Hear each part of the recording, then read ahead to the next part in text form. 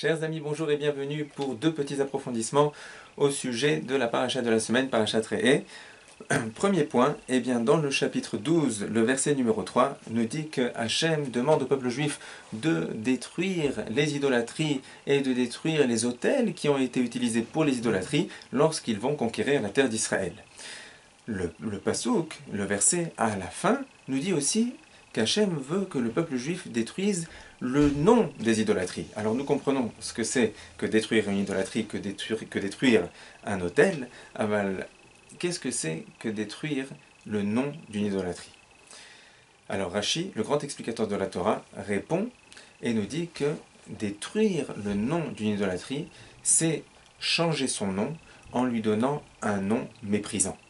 Et Rashi donne un exemple, c'est si par exemple une idolâtrie se nomme Bet Galia, ce qui fait référence en hébreu à quelque chose de haut, d'élevé, eh bien les Bnei Israël auront une mitzvah lorsqu'ils iront sur la terre d'Israël de changer ce nom et de l'appeler par exemple, comme Rashi donne cet exemple, de l'appeler Bet Karia, qui fait référence à quelque chose qu'on creuse et qui fait référence à des toilettes.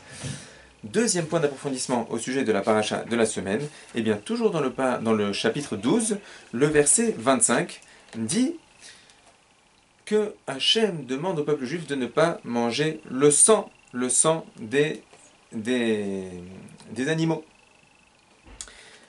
Alors, le pasouk nous dit cette ordonnance, mais il rapporte aussi après que Akadosh Baruch Hu, pour le fait qu'un juif va se retenir de manger du sang, eh bien Akadosh Baruch Hu va lui faire du bien à lui et à ses enfants. Rashi souligne que, alors a priori, il n'est pas commun que la Torah nous dévoile le salaire qu'un juif va recevoir lorsqu'il va faire une mitzvah ou quand il va se retenir de ne pas faire une avéra. Alors pourquoi dans ce cas précis au sujet du sang, au sujet de ne pas manger le sang des animaux, eh bien la Torah nous a dévoilé le salaire de cette mitzvah? Eh bien Rashi explique que la Torah voulait ici qu'on fasse un raisonnement. Un raisonnement sous la forme de « à plus forte raison ». Quel est-il? C'est le suivant. Voilà, je vois maintenant qu'au sujet de ne pas manger du sang, la Torah me dit le salaire que, eh bien, Akadosh Baruch Hu, pour cette mitzvah, va faire que moi et mes enfants, je vais recevoir du bien.